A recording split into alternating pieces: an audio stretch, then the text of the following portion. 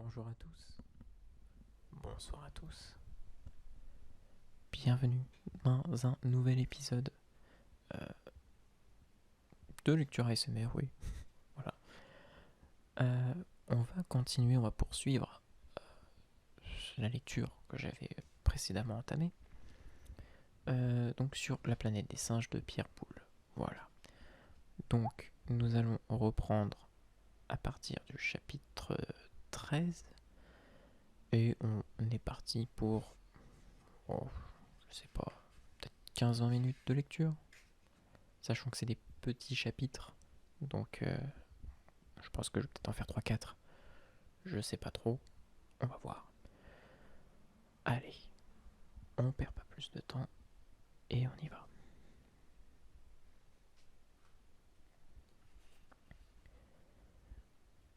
On nous laissa tranquilles le reste de la journée. Le soir, après nous avoir servi un autre repas, les gorilles se retirèrent en éteignant les lumières. Je dormais peu cette nuit-là, non à cause de l'inconfort de la cage. La litière était épaisse et formait une couche acceptable, mais je n'en finissais pas d'imaginer des plans pour entrer en communication avec les singes. Je me promis de ne plus me laisser aller à la colère, mais de rechercher avec une patience inlassable toutes les occasions de montrer mon esprit. Les deux gardiens à qui j'avais eu affaire étaient probablement des subalternes bornés, incapables d'interpréter mes initiatives. Mais il devait exister d'autres singes plus cultivés. Je m'aperçus dès le lendemain matin que cet espoir n'était pas vain. J'étais éveillé depuis 1 heure. La plupart de mes compagnons tournaient sans arrêt dans leur cage, à la manière de certains animaux captifs.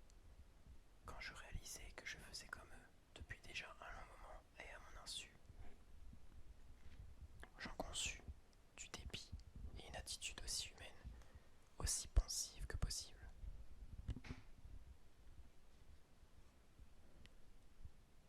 C'est alors que la porte du couloir fut poussée et que je vis entrer un nouveau personnage, accompagné par les deux gardiens.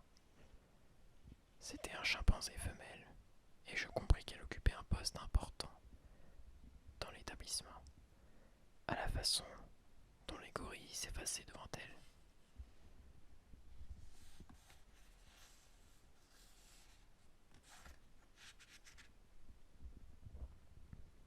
Ceci lui avait certainement fait un rapport sur mon compte, car dès son entrée, la guenon posa une question à l'un d'eux, qui tendit le doigt dans ma direction. Alors elle se dirigea directement vers ma cage. Je l'observai avec attention, tandis qu'elle s'approchait. Elle était vêtue, elle aussi, d'une blouse blanche, de coupe plus élégante que celle des gorilles, serrée à la taille par une ceinture et dont les manches courtes révélaient 2 longs bras agiles. Ce qui me frappa surtout en elle, ce fut son regard remarquablement vif et intelligent. J'en augurai du bien pour nos futures relations. Elle me parut très jeune, malgré les rides de sa condition simienne qui encadrait son museau blanc. Elle tenait à la main une serviette de cuir. Elle s'arrêta devant ma cage et commença à m'examiner, tout en sortant un cahier de sa serviette. Bonjour madame, dis-je en m'inclinant. J'avais parlé de ma voix la plus douce. La face de la guenon exprima une intense surprise, mais elle conserva son sérieux, imposant même silence d'un geste autoritaire au gorille qui recommençait à ricaner. Madame ou mademoiselle, continuai-je encouragé, je regrette de vous être présentée dans de telles conditions et dans ce costume. Croyez bien que je n'ai pas l'habitude. Je disais encore n'importe quelle bêtise, cherchant seulement des paroles en harmonie avec le ton civil auquel j'avais décidé de me tenir, quand je me tus, ponctuant mon discours par le plus aimable des sourires. Son étonnement se changea en stupeur. Ses yeux clignotèrent plusieurs fois et les rides de son front se plissèrent. Il était évident qu'elle cherchait avec passion la solution difficile d'un problème. Elle me sourit à son tour et j'eus l'intuition qu'elle commençait à soupçonner une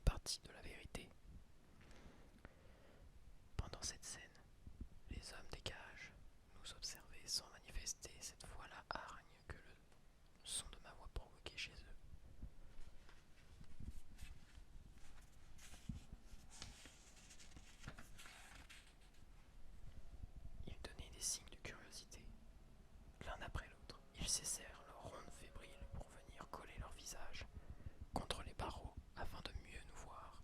Seule, Nova paraissait furieuse et s'agitait sans cesse. La Guenon sortit un stylo de sa poche et écrivit plusieurs lignes dans son cahier. Puis, relevant la tête et rencontrant encore mon regard anxieux, elle sourit de nouveau. Ceci m'encouragea à faire une autre avance amicale. Je tendis un bras vers elle. À travers la grille, la main ouverte, les gorilles sursautèrent et eurent un mouvement pour s'interposer. Mais la Guenon, dont le premier réflexe avait été tout de même de reculer, se reprit, les arrêta d'un mot et, sans cesser de me fixer, avança elle aussi son bras velu, un peu tremblant, vers la mien. Je ne bougeai pas. Elle s'approcha encore et posa sa main au doigt démesuré sur mon poignet. Je la sentis frémir à ce contact. Je m'appliquai à ne faire aucun mouvement qui pût l'effrayer. Elle me tapota la main, me caressa le bras, puis se tourna vers ses assistants d'un air triomphant. J'étais haletant d'espoir, de plus en plus convaincu qu'elle commençait à reconnaître ma noble essence. Quand elle parla impérieusement à l'un des gorilles, j'eus la folie d'espérer que ma cage allait être ouverte avec des excuses. Hélas, il n'était pas question de cela. Le gardien fouilla dans sa poche et en sortit un petit objet blanc qu'il tendit à sa patronne. Celle-ci me le mit elle-même dans la main avec un charmant sourire. C'était un morceau de sucre. Un morceau de sucre.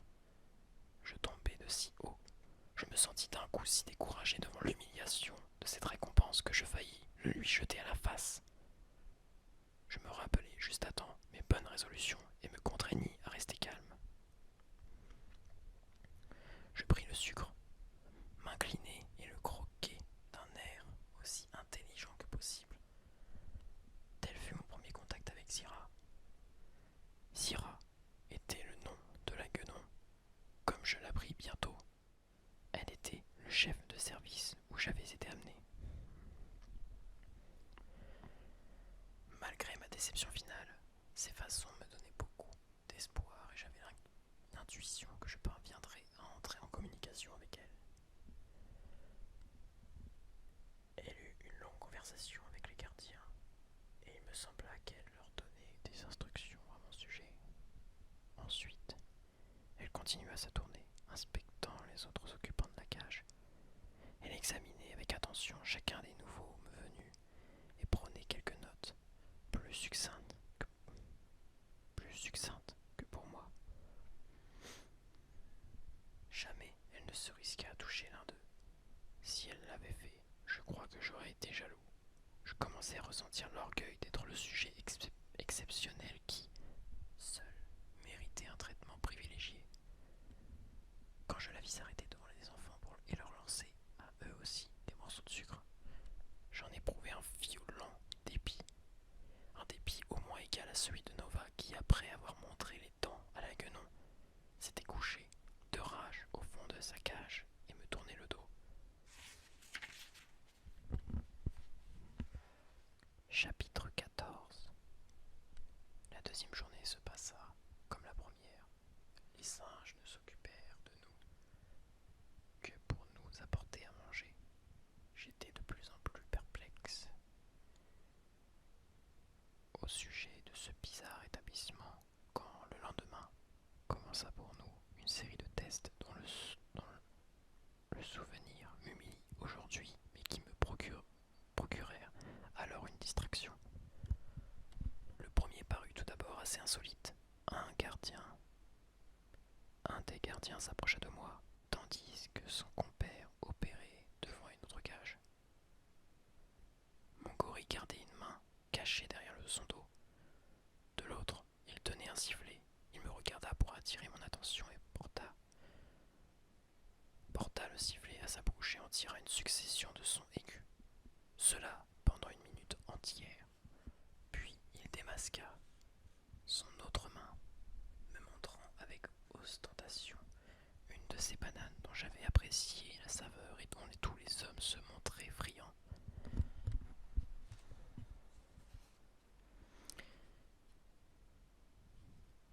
Il tint le fruit devant moi, sans cesser de m'observer.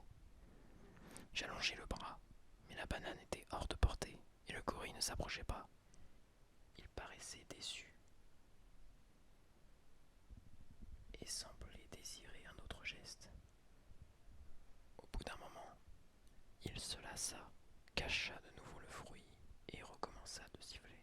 J'étais nerveux, intrigué par ces simagrées, et je faillis perdre patience quand il le brandit encore hors de mon atteinte. Je réussis pourtant à rester calme, essayant de deviner ce qu'il attendait de moi, car il avait l'air de plus en plus surpris, comme devant un comportement anormal. Il refit le même manège 5 ou 6 fois, puis, découragé, passa à un autre prisonnier. J'eus un net sentiment de frustration quand je constatai que celui-ci recevait la banane, lui, dès la première expérience. Et il en fut de même du suivant. Je surveillais de près l'autre gorille qui se livrait à la même cérémonie. Dans la rangée d'en face, comme il en était arrivé à Nova, je ne perdis aucune des réactions de celle-ci. Il siffla, ensuite brandit un fruit comme son camarade. Aussitôt la jeune fille s'agita, remuant les mâchoires, et la lumière se fit brusquement dans mon esprit. Nova, la radieuse Nova, s'était mise à saliver abondamment à la vue de cette friandise, comme un chien à qui l'on présente un morceau de sucre.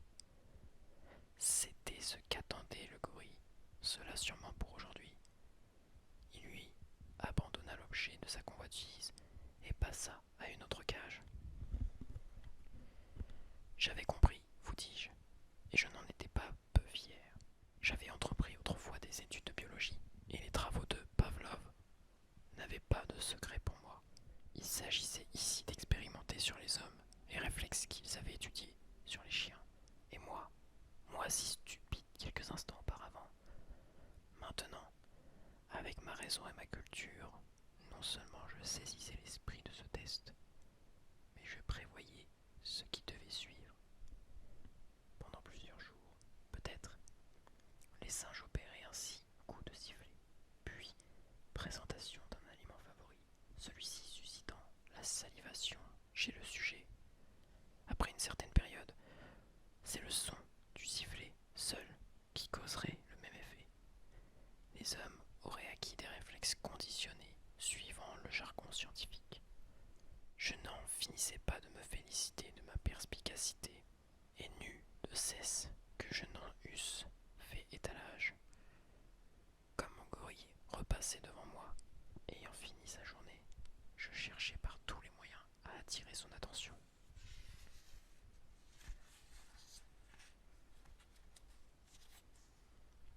Je tapai sur les barreaux.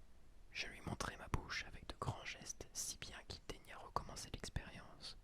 Alors, dès le premier coup de sifflet, et bien avant qu'il eût brandi le fruit, je me mis à saliver avec rage, à saliver avec frénésie, moi, Ulysse Mérou, comme si ma vie en dépendait, tant j'éprouvais de plaisir à lui prouver mon intelligence. En vérité, il parut fort décontenancé, appela son compagnon, et s'entretint longuement avec lui. Comme la veille, je pouvais suivre le raisonnement simpliste de ces lourdeaux. Voilà un homme qui n'avait aucun réflexe un instant auparavant et qui, tout d'un coup, a acquis des réflexes conditionnés, ce qui demandait avec les autres une durée et une patience considérables. Je prenais en pitié la faiblesse de leur intellect qui les empêchait d'attribuer la seule cause possible à ce progrès subit, la conscience. J'étais certain que Syrah se fût montrée plus fine.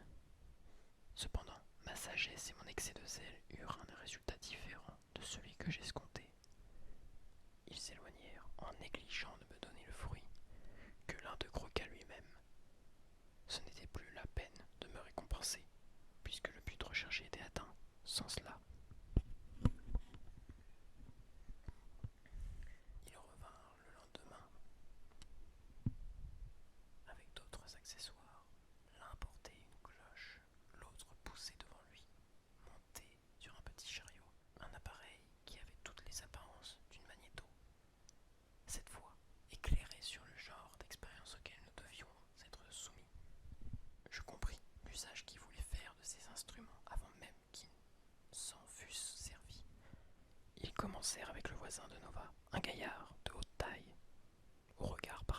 interne qui s'était approché de la grille et tenait les barreaux à pleine main, comme nous le faisions tous maintenant au passage des geôliers. Un des gorilles se mit à agiter la cloche, qui rendait un son grave, pendant que l'autre branchait un câble de la magnéto sur la cage. Quand la cloche eut tinté un assez long moment, le deuxième opérateur se mit à tourner la manivelle de l'appareil. L'homme fit un bond en arrière, en poussant des cris plaintifs. Ils recommencèrent plusieurs fois ce manège sur le même sujet.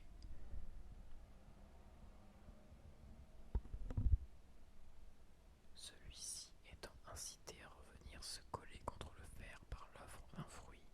Le but, je le savais, était de le faire bondir en arrière dès la perception du son de cloche et avant la décharge électrique. Encore un réflexe conditionné.